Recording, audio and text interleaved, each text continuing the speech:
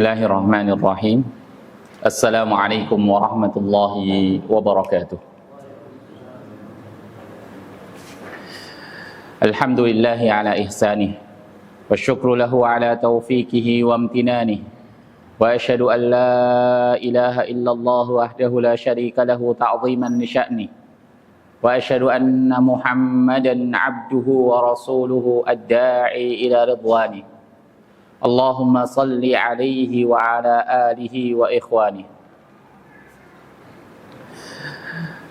Bapak, Ibu yang semoga dirahmati oleh Allah Subhanahu wa ta'ala, tidak henti-hentinya lisan kita bersyukur kepada Allah Subhanahu wa ta'ala atas segala nikmat dan karunia-Nya yang telah diberikan kepada kita semuanya.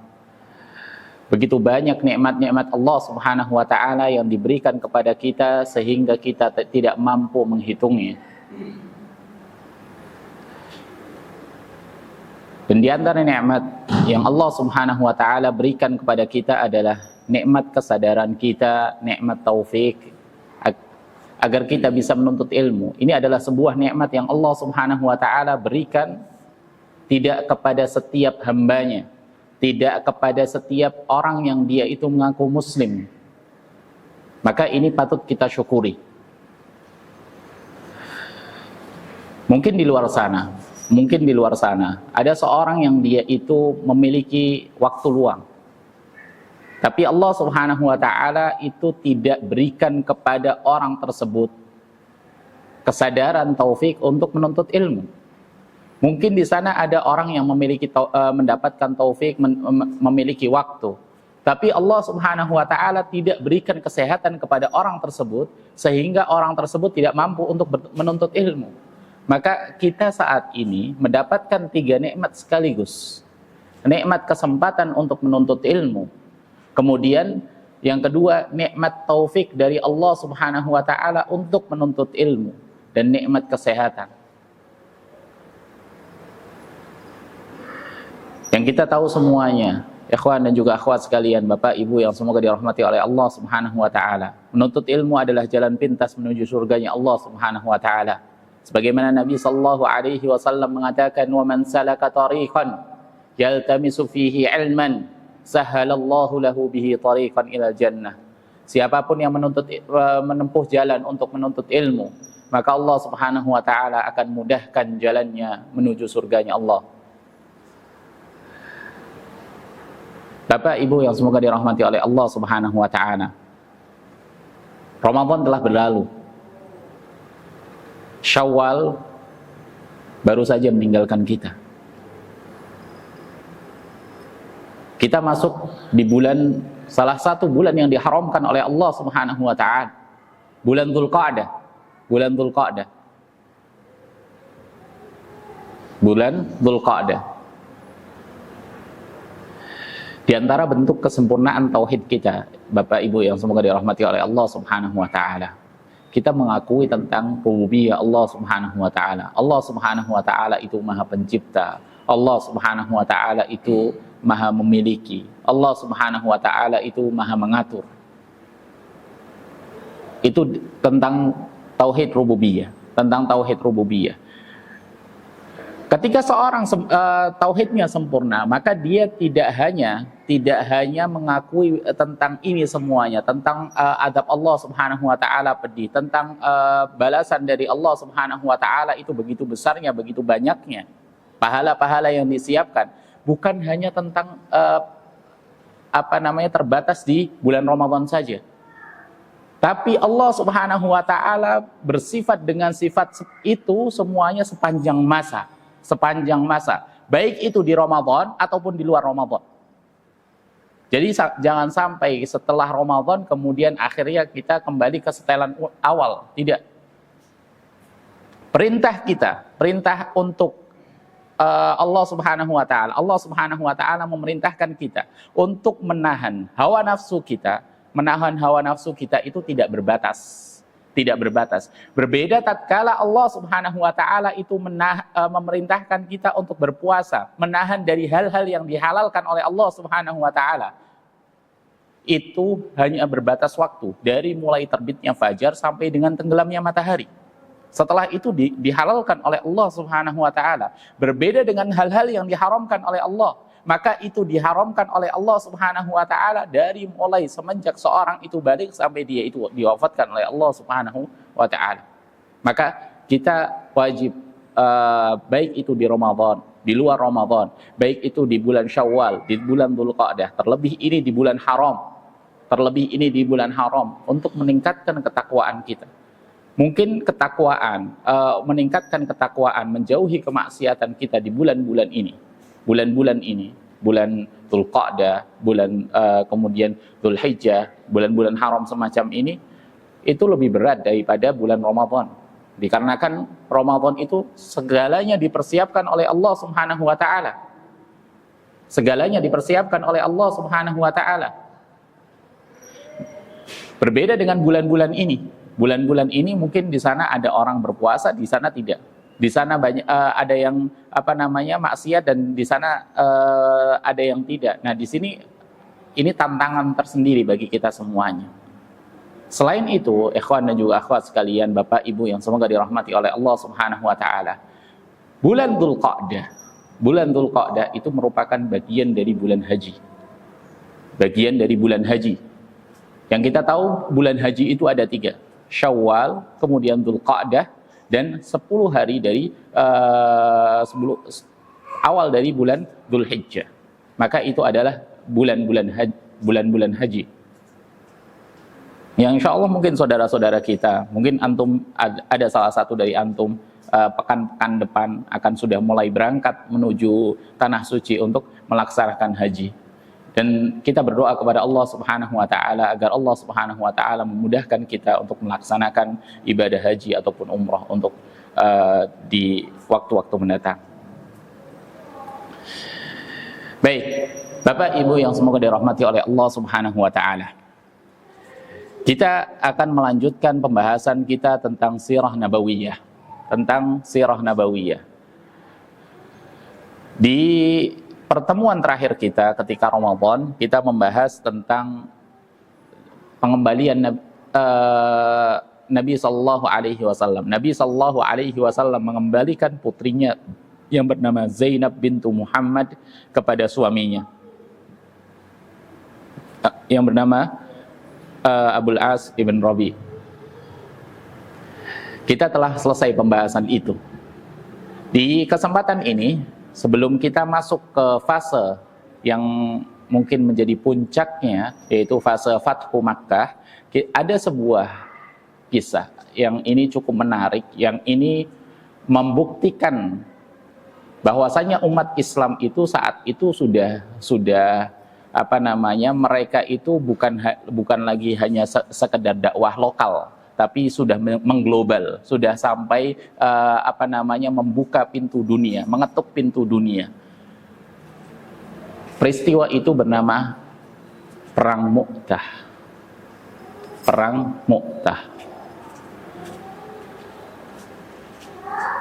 Perang Mu'tah ini terjadi di tahun ke-8 Hijriyah.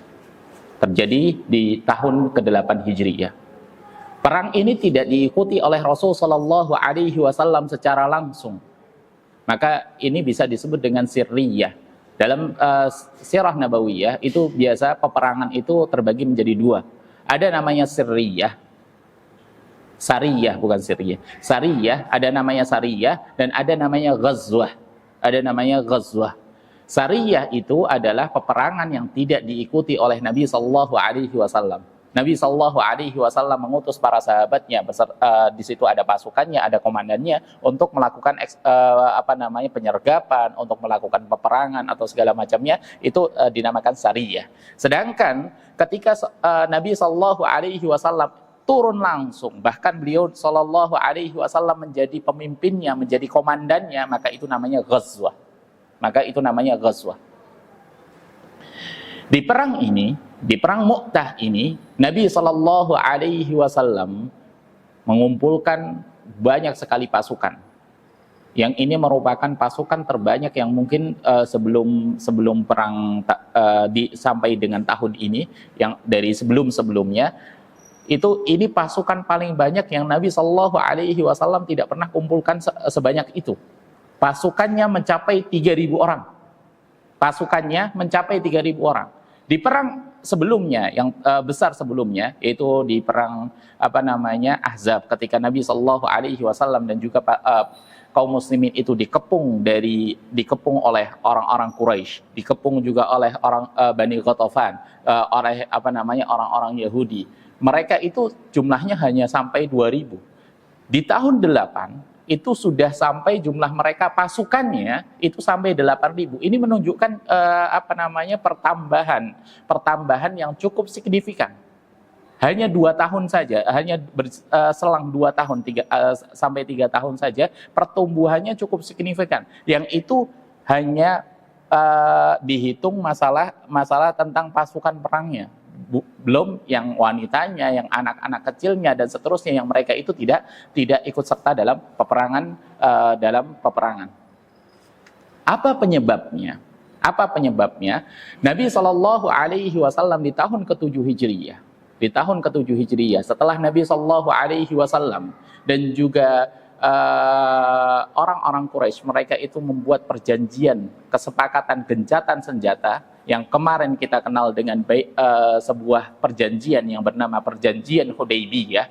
Maka Nabi Shallallahu Alaihi Wasallam kan mengutus memanfaatkan waktu-waktu itu dengan memperluas jaringan dakwahnya. Beliau mengutus beberapa sahabat dengan surat untuk menyurati para raja agar mereka itu masuk Islam dari Arab yang paling bawah, yang paling selatan, Yaman, sampai Arab yang paling utara. Bahkan bukan hanya itu, sampai Nabi Shallallahu Alaihi Wasallam pun menyurati orang-orang yang mereka itu di luar Arab, seperti halnya Najasyi di Habasyah, kemudian juga Kisra di Persia, itu disurati oleh Nabi Shallallahu Alaihi Wasallam. Dan salah satu sahabat yang diutus oleh Nabi Shallallahu Alaihi Wasallam membawa suratnya itu bernama Al-Harith ibn Umair Al-Azdi. Al-Harith ibn Umair Al-Azdi radhiyallahu anhu. Surat ini yang dibawa oleh Al-Harith ibn Umair Al-Azdi ini ditujukan untuk seorang raja di daerah Ghassan, di Ghassaniyah, suku Arab Ghassaniyah, daerah Ghassan. Ini jadi dia Arab tapi sudah yang paling utara sudah berbatasan dengan daerah Romawi. Yang mereka itu sukunya aslinya Arab, tapi mereka itu sudah ditaklukkan oleh Romawi sehingga mereka itu menjadi jajahannya Romawi dan agamanya mayoritasnya mereka Nasrani. Ketika Nabi Shallallahu Alaihi Wasallam mengutus utusan tersebut untuk ditujukan kepada rajanya yang bernama Syurahbil, di tengah jalan Al-Harith ibn Umair Al-Azdi ini dicegat, ditangkap, diikat, ditangkap. Kemudian setelah itu apa yang dilakukan? Yang dilakukan adalah dipenggal oleh rajanya mereka, yaitu Syurahbil ini dipenggal. Ini merupakan pelanggaran. Sejak dulu yang namanya utusan, yang namanya duta itu tidak terlarang hukumnya, haram hukumnya untuk dibunuh.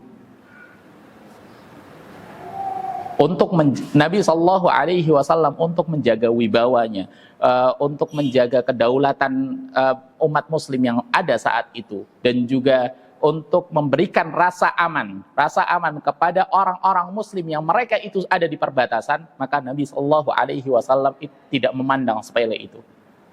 Nabi Shallallahu Alaihi Wasallam menyiapkan 3.000 pasukan, bukan hanya kelompok kecil 10, 20, 100, 200, tidak, 3.000. Dan itu merupakan pasukan terbesar yang sampai di waktu tersebut yang pernah dihimpun oleh Nabi Shallallahu Alaihi Wasallam.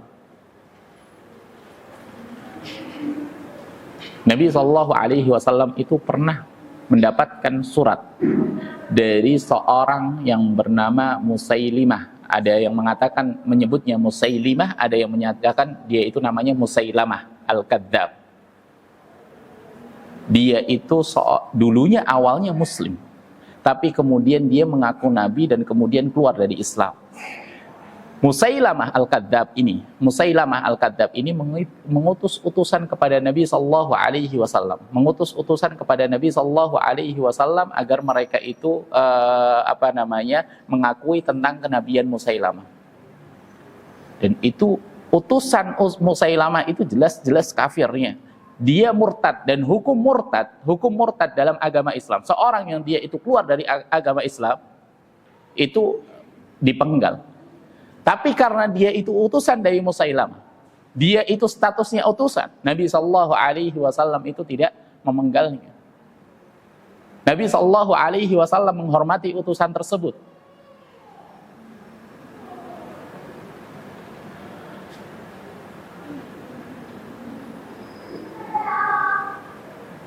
Nabi sallallahu alaihi wasallam menghimpun kekuatan 3.000 pasukan. Pasukan yang cukup besar. Yang peristiwa ini dinamakan Mu'tah, karena tempatnya di Mu'tah, yang sekarang saat ini masuknya ke daerah Yordan. Atau biasa dikenal pasukan ini juga dengan Jaisul Umara. Kenapa? Dikarenakan di situ ada beberapa pemimpin, Jaisul Umara.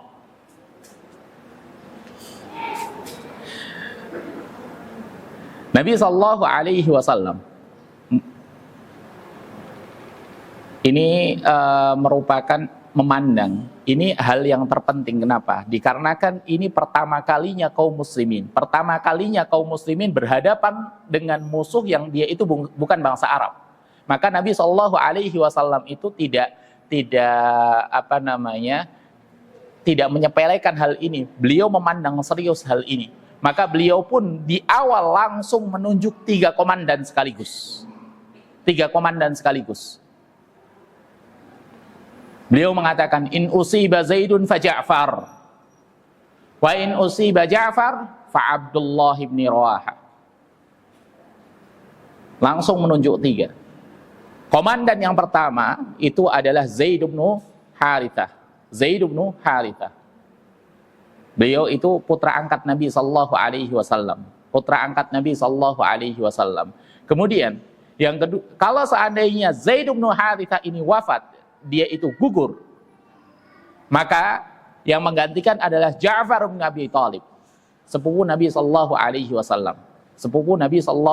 wasallam, yang dia itu dikenal fisiknya dan juga akhlaknya itu mirip dengan Nabi sallallahu alaihi wasallam. Fisik dan juga akhlaknya mirip dengan Nabi sallallahu alaihi wasallam. Dan Ja'far ini baru kembali dari hijrah dari Habasyah. Jadi Ja'far itu hijrah ke Habasyah di awal-awal Islam, ketika periode Makkah. Kemudian setelah itu menetap di Habasyah dan tidak kembali ke Makkah.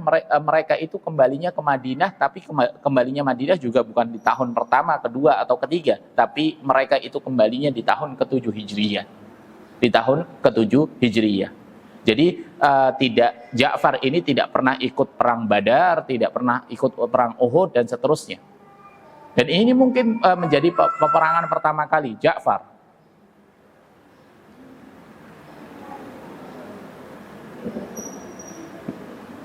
Kemudian yang ketiga, kalau seandainya Ja'far wafat, kalau seandainya Ja'far gugur, maka yang menggantikan adalah Abdullah bin Rawaha. Dan ini salah satu dari penyair Nabi sallallahu alaihi wasallam selain Hasan bin Thabit, maka diantaranya adalah Abdullah bin Rawaha. Ini salah satu penyair Nabi sallallahu alaihi wasallam yang syair-syairnya itu seringkali mereka itu gubah untuk membantah, untuk membantah tuduhan-tuduhan orang-orang kafir dan seterusnya. Ya, intinya untuk membela Islam. Dan ini Abdullah bin Rawaha ini termasuk salah satu sahabat yang dia dari kalangan Ansor, dan dia termasuk Ansor yang paling pertama masuk Islam karena dia ikut Baiat Aqabah. Nabi SAW membentuk langsung menunjuk 3 komandan ini, menunjukkan bahwasanya ini kompleksitasnya tinggi. Ini peperangan yang sangat berbahaya. Ini hal yang tidak biasa dihadapi oleh kaum muslimin. Ini pertama kalinya mereka itu berhadapan langsung dengan negara adidaya yang ada saat itu, Romawi. Nabi SAW menyadari di awal, yang mereka hadapi itu kerajaan Ghassan, yang mereka itu bangsa Arab. Tapi di balik mereka itu semuanya, itu ada kekuatan besar yang melindungi mereka. Siapa itu? Romawi. Karena mereka itu di atas jajahannya Romawi. Maka Nabi SAW sudah memitigasi dari awal.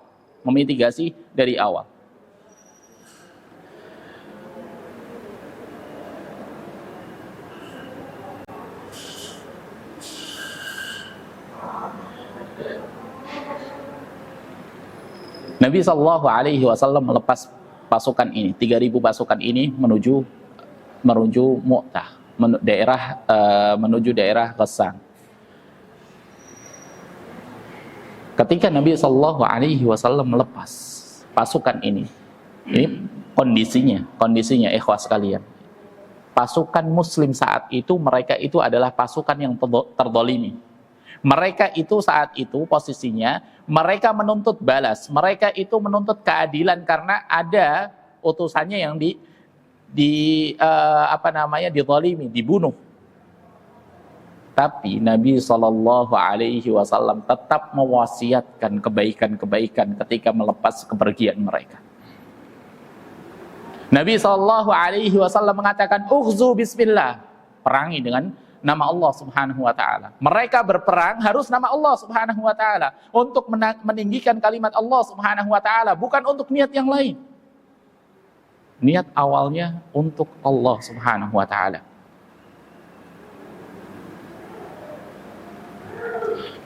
Kemudian dilanjutkan, qatilu man kafara billah.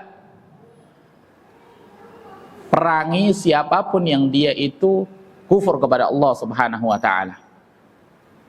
Kemudian beliau melanjutkan, wala taghduru, tapi jangan kalian itu melampaui batas.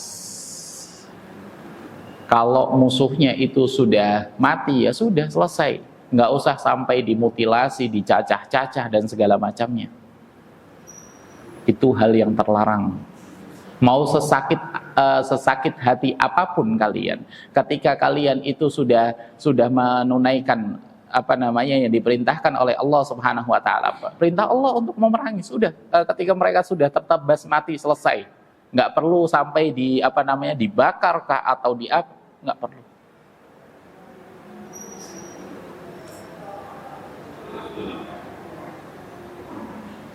Kemudian Nabi SAW melanjutkan, wala tamatsalu, nggak boleh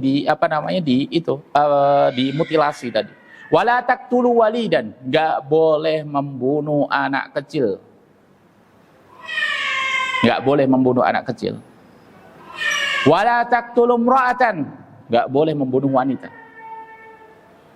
Wala syaikhan kabiran, dan juga seorang sudah tua renta, dengan syarat mereka tidak ikut perang. Ketika mereka itu ikut serta perang, ya boleh saja. Ketika mereka itu tidak ikut perang, maka terlarang. Wala mun'azilan bisauma'atin, juga nggak boleh membunuh seorang yang dia itu sedang beribadah di tempat ibadahnya. Wala taqta'u syajaratan, nggak boleh kalian itu tebangi pohon. Dan juga nggak boleh kalian itu hancurkan bangunan. Ini wasiat Nabi SAW. Oke, kita itu dizalimi, tapi jangan balas mereka kezaliman mereka dengan kezaliman yang serupa. Isyaratnya semacam itu. Isyaratnya semacam itu. Jadi kezaliman yang ada, kalau seandainya kita juga membalas dengan kezaliman, maka nggak ada bedanya antara kita dengan mereka. Balas sesuai dengan apa yang Allah Subhanahu wa taala dan Rasulnya perintahkan, tidak lebih dari itu. Kaum muslimin pun berjalan menuju kerajaan Ghassan. Sampai pada suatu tempat namanya Ma'an. Ini di selatan Syam, hampir memasuki Syam, hampir masuk ke daerah Yordan. Di sana kemudian kaum muslimin mereka mendapatkan laporan dari intelijen yang mereka itu kirimkan. Lihat, kaum muslimin mereka itu bertindaknya bukan gegabah. Mereka itu bertindaknya juga bukan sembrono. Mereka semuanya penuh perhitungan. Para sahabat Nabi SAW itu manusia paling bertawakal kepada Allah Subhanahu wa taala, tapi mereka itu setiap tindak tanduknya mereka itu penuh perhitungan. Mereka itu mengerahkan segala hal yang mereka mampu baru tawakal. Mereka mengirimkan adanya mata-mata, ada intelijen yang mereka itu kirimkan. Kalau seandainya mungkin kita posisinya, kita itu kan di jalan Allah, kita diperintahkan oleh Nabi, ya sudah, jalan aja. Tanpa memikirkan ini itu, tanpa mempertimbangkan ini itu. Tapi kaum muslimin saat itu berbeda, tidak seperti halnya yang kita bayangkan. Mereka mendapatkan kabar dari intelijen yang sangat mengejutkan mereka. Ternyata bangsa Arab kaum Ghassan ini, yang mereka itu di bawah kekuasaan Romawi ini, disupport pasukan oleh bangsa Romawi sampai dengan pasukannya itu 100.000. 100.000 pasukan.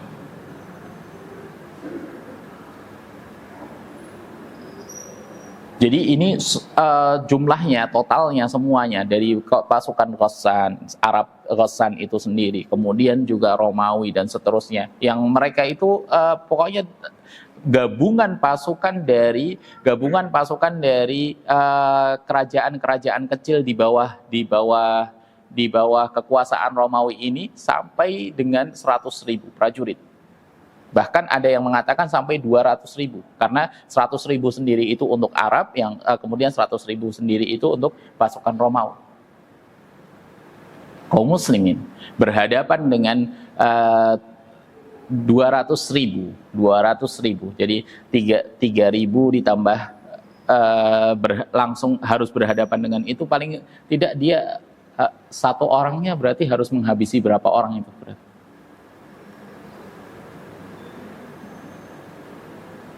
Mereka gentar. Awalnya mendengar itu ya gentar. Siapa yang nggak gentar? Kemudian melihat hal tersebut, akhirnya mereka Dewan Syuro, para petingginya, para komandan-komandannya, komandan utamanya, mereka mengadakan musyawarah. Gimana kalau kita utus utusan kepada Rasul Shallallahu Alaihi Wasallam untuk meminta bantuan, untuk meminta pasukan tambahan. Tapi salah satu komandan yang ditunjuk oleh Nabi Shallallahu Alaihi Wasallam, Abdullah bin Rawahah, itu mengatakan, "Ya kaum, wallahi, wahai sekalian manusia, wahai teman-temanku sekalian, wahai kaum muslimin sekalian, demi Allah, innallati takrahuna lallati kharajtum tatlubun." Sungguhnya apa yang kalian benci saat ini justru adalah yang alasan kalian kenapa kalian itu keluar menuju peperangan ini. Apa itu? Asy-syahadah. Kalian itu takut, kalian itu saat ini merasa takut ya karena kematian, kekalahan. Tapi bukankah itu yang kita cari semuanya? Kita sekarang saat ini mengharapkan adanya syahadah, mendapatkan derajat syahadah itu, mendapatkan kesyahidan itu. Kemudian beliau melanjutkan, fantaliku fa innama hiya ihda husnayai. Sudah, lanjutkan saja perjalanan kita. Karena di situ semuanya pilihan, dua pilihan yang ada itu semuanya kebaikan, ihdal husnayai. Imma kita itu mendapatkan adzuhur, kemenangan, atau imma kita mendapatkan syahadah, atau kita mati dalam keadaan syahid.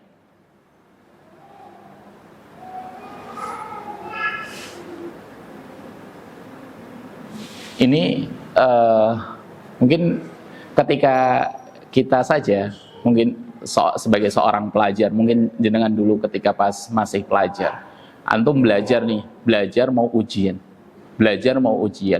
sudah belajar benar-benar sudah sampai begadang, ternyata soal yang keluar itu tidak ada yang antum pelajari sama sekali, lebih sulit dari itu semuanya. Itu saja kita jatuh mentalnya. Santri biasanya semacam itu. Ternyata ini bukan hanya tentang ngerjain soal atau tidak. Kalau ngerjain soal itu, kalau seandainya seumpamanya kita rosip di situ, kita tidak lulus di situ, ya tinggal ngulangi lagi, ada remedinya. Nah, kalau ini tentang hidup dan mati, mereka sudah mempersiapkan nih, tidak main-main yang mereka persiapkan. Maksimal yang mereka bisa bawa 3.000 orang. Dan ternyata ketika itu mereka mendapatkan kabar lawan mereka lebih banyak, 200.000. Itu bukan hanya mental yang kena, tapi dengan semangat yang luar biasa yang dikobarkan oleh para sahabat, yang dicontohkan oleh para sahabat pada kita semuanya saat ini semangat yang luar biasa. Kata-kata ini menyulut kembali keberanian mereka. Keputusan yang diambil, maju menuju Mu'tah. Dan kemudian akhirnya mereka meringsek maju sampai akhirnya masuk ke Mu'tah. Mu'tah itu bukan awal Syam, tapi saking beraninya mereka, ikhwan dan juga akhwat sekalian, Bapak Ibu yang semoga dirahmati oleh Allah. Ma'an itu, mereka itu berada di bawah Syam, bawah langsung Syam. Kemudian mereka setelah itu mau mendengar kabar itu, mereka kan berhenti kemudian musyawarah di situ selama 2 malam. Nah, kemudian mereka memutuskan untuk maju terus. Akhirnya mereka maju. Dan majunya bukan hanya langsung maju sampai perbatasan, tidak. Mereka majunya sampai Mu'tah. Mu'tah itu sudah masuk ke Syam, sampai masuk ke kota yang mereka itu kuasai. Bukan hanya itu, sampai mendekati ibu kota mereka.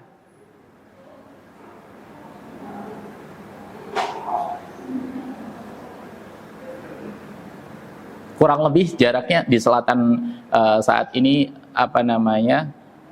Amman, di sekitar 100 kiloan kurang lebih di selatannya Amman. Amman itu ibu kotanya Yordan.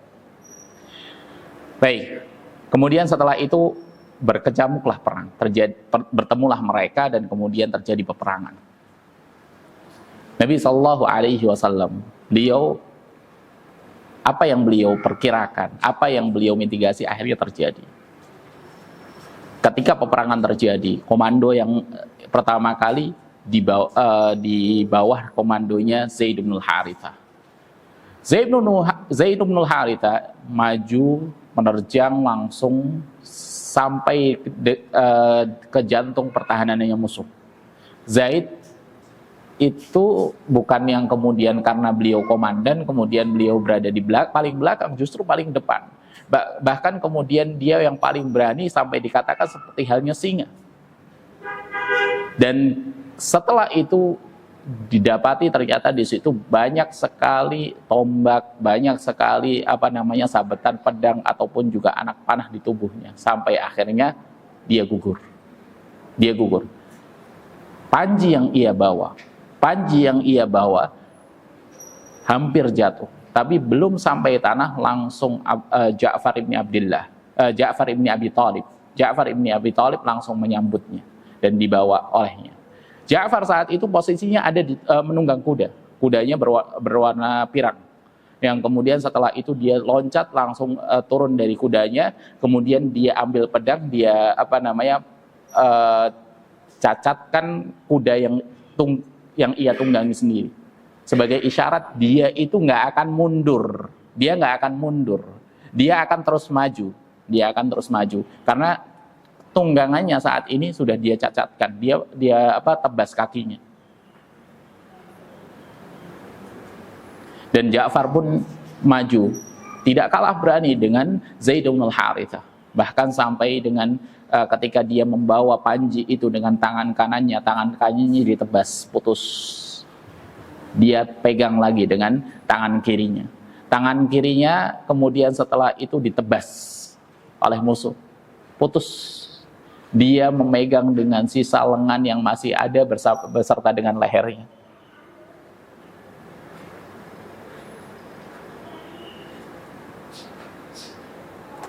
Keberanian yang luar biasa.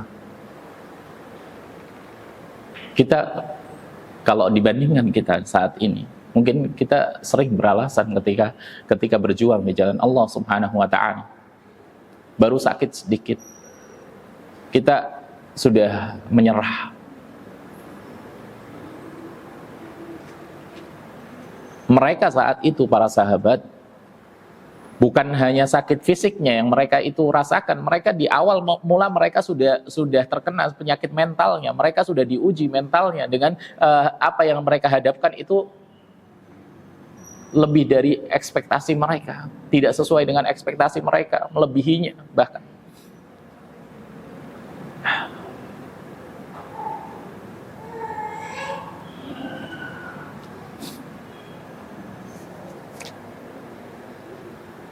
Dan kemudian setelah itu Ja'far bin Abi Thalib masih terus meringsek berusaha maju, menyemangati kaum muslimin, dan akhirnya tubuhnya terbelah menjadi dua, ditebas oleh orang-orang Romawi. Abdullah bin Umar radhiyallahu anhuma mengatakan, Ja'far ketika jasadnya ditemukan, maka lebih dari 50 luka yang ada pada tubuhnya. Bukan luka kecil. Ini sabetan pedang, imma itu tusukan tombak, atau kena juga tusukan dari anak panah yang ada. Bahkan di riwayat lain itu disebutkan sampai dengan 90 luka. 90 luka. Dan akhirnya Ja'far pun gugur. Dan akhirnya pasukan diambil alih komandonya oleh Abdullah bin Rawahah sebagaimana perintah Nabi SAW.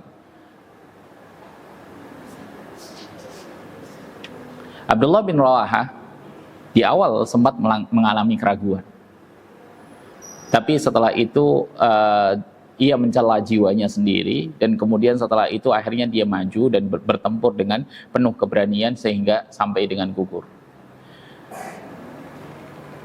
Ketika 3 panglima ini gugur, mereka bingung. Kemudian rantai komando kan kemudian putus. Mereka bingung, ini siapa? Dan akhirnya saat itu komandonya, panjinya itu tidak sampai jatuh ke tanah. Ada seorang sahabat namanya Thabit ibn Arqam. Thabit ibn Arqam, dia itu membawa panji itu, tapi dia bukan komandan. Dia bukan komandan, tidak mengatakan dirinya itu sebagai komandan yang mengatur jalannya perang, tidak. Tapi dia kemudian setelah itu secara aklamasi kaum muslimin memilih seorang yang baru masuk Islam saat itu, yang bernama Khalid bin Walid. Dan kemudian panji itu diserahkan kepada Khalid ibn Walid. Dia punya pengalaman perang yang luar biasa. Maka setelah peperangan terjadi malam harinya, setelah itu Khalid ibn Walid dia itu mengubah taktiknya. Beliau mengubah taktiknya. Yang awalnya sayap kiri, di pertemuan hari berikutnya, di pertempuran hari berikutnya, maka beliau itu mengubah. Yang sayap kiri menjadi sayap kanan. Yang kemudian yang di belakang menjadi yang di depan. Dan beliau itu meminta untuk beberapa pasukan ada di belakang yang kemudian membuat debu berterbangan. Seolah-olah terlihat ada pasukan tambahan datang. Ini perang psikologi, yang dibuat oleh Khalid, bin Walid. Nah, kemudian dengan strategi itu ternyata mampu dan berhasil membuat psikologi musuh yang awalnya mereka itu ada di atas angin, mereka itu merasa, kaum muslimin ini kok berbeda dengan yang kemarin kita hadapi. Ini bukan yang kemarin kita hadapi, karena dibalik sama Khalid. Kemudian ketika mereka lihat di kejauhan juga, itu ada debu berterbangan, itu ada pasukan tambahan datang untuk kaum muslimin. Mereka terkena mentalnya.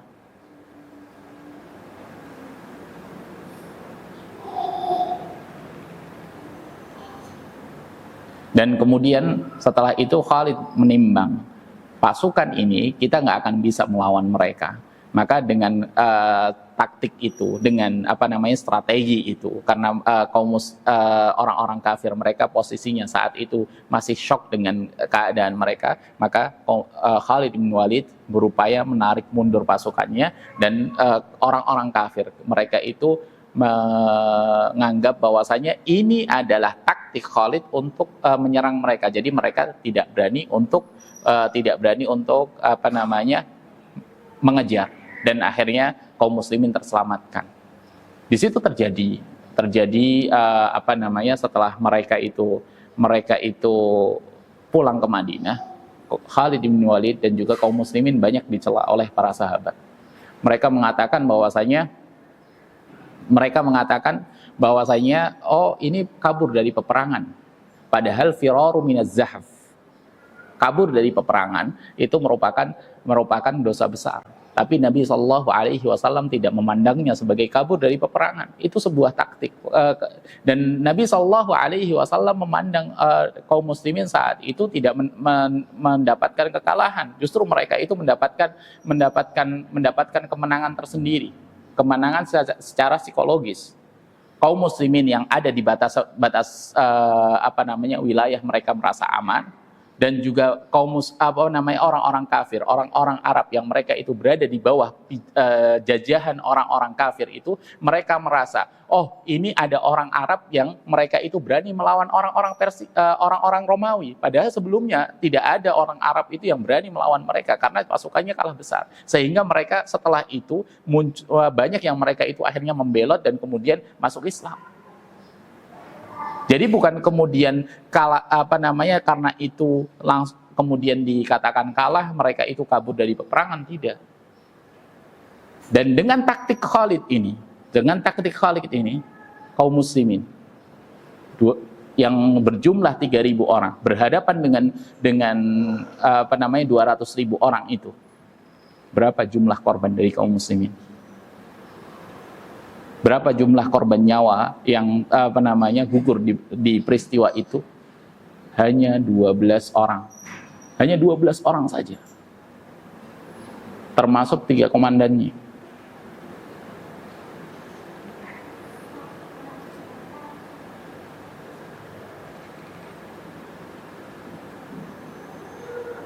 Nabi Shallallahu Alaihi Wasallam sebelum pasukannya itu sampai ke Madinah, Nabi Shallallahu Alaihi Wasallam sudah mendapatkan wahyu dan mengetahui bahwasanya akhadar rayata Zaid fa usib. Ya, Zaid bin Harithah mengambil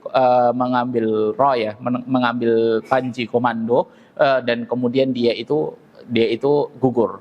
Kemudian diambil oleh Ja'far, kemudian dia gugur, dan juga diambil oleh Abdullah bin Rawahah, kemudian gugur. Dan kemudian beliau mengatakan, hatta akhadaha saifun min suyufillah hatta fatahallahu alaihim.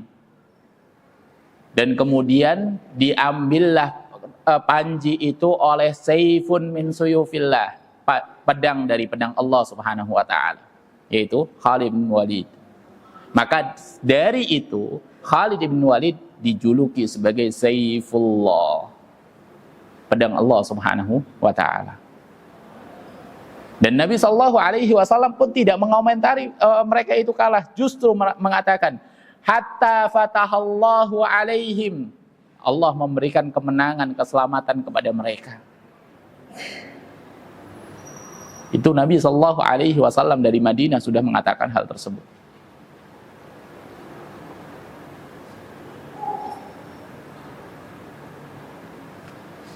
Ketika banyak cemoohan ya dari sahabat yang mereka mengatakan oh ini kabur dan segala macamnya, Nabi Shallallahu Alaihi Wasallam memandangi mereka dan kemudian setelah itu memvalidasi apa yang mereka rasakan, membela mereka dengan mengatakan laisu bil firar walakinnahum karrar insyaallah. Mereka bukanlah orang yang melarikan diri, mereka bukan orang yang kabur, sebaliknya mereka adalah orang-orang yang mundur untuk kembali menyerang. Mereka adalah orang yang mundur untuk kembali menyerang. Insya Allah. Dan itu terbukti. Dan itu terbukti. Yang menaklukkan Syam siapa? Khalid bin Walid. Saat itu Abu Ubaidah bin Jarrah, nanti di masa akhir Abu Bakar, itu di situ sudah ada banyak komandan. Ada Abu Ubaidah bin Jarrah, kemudian juga ada komandan-komandan lain. Mereka semuanya menaklukkan Syam, tapi mereka itu tidak mampu. Kemudian Abu Bakar meminta Khalid bin Walid yang posisinya saat itu ada di Irak untuk datang ke Syam untuk menjadi komandan utamanya untuk menaklukkan Syam. Dan itu terjadi di masa kekhalifahan Abu Bakar radhiyallahu anhu.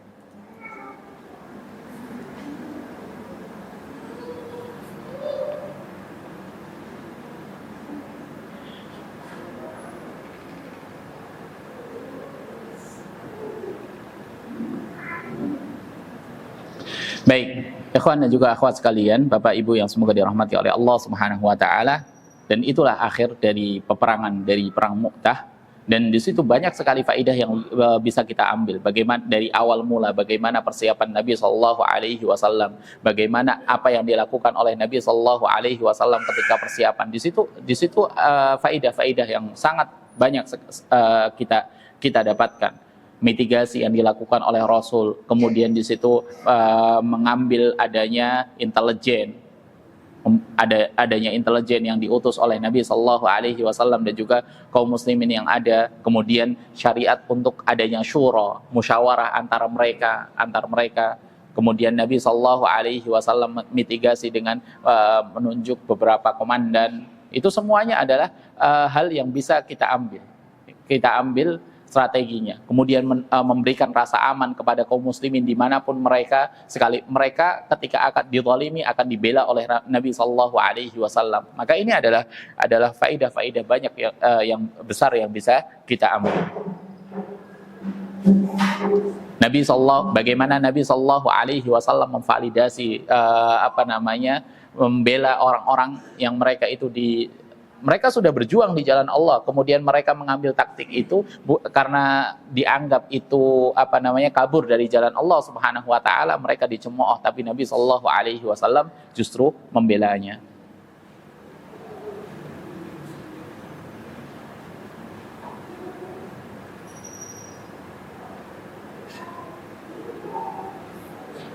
Bahkan Nabi Shallallahu Alaihi Wasallam ketika sepupunya meninggal, Ja'far bin Abi Thalib, Nabi Shallallahu Alaihi Wasallam pun datang ke rumahnya Ja'far, kemudian memeluki anak-anaknya, menciumi mereka, dan kemudian Nabi Shallallahu Alaihi Wasallam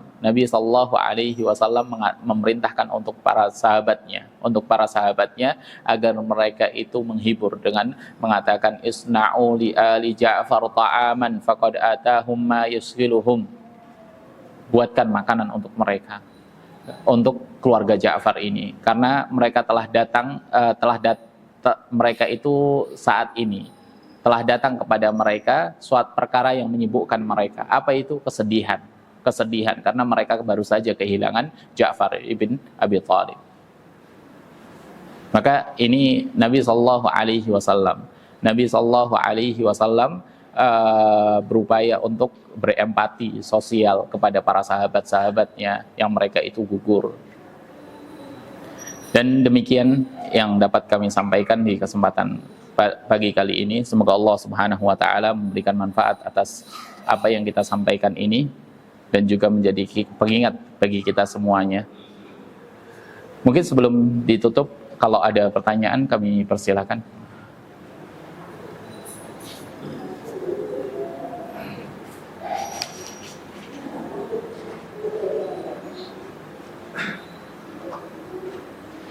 Kalau tidak ada, kami cukupkan. Hadza sallallahu ala nabiyyina Muhammad. Allahumma anfa'na bima 'allamtana wa zidna 'ilman wa hudan wa salahan ya rabbal alamin. Subhanakallahumma wa bihamdika asyhadu an la ilaha illa anta astaghfiruka wa atubu ilaik. Wassalamu alaikum warahmatullahi wabarakatuh.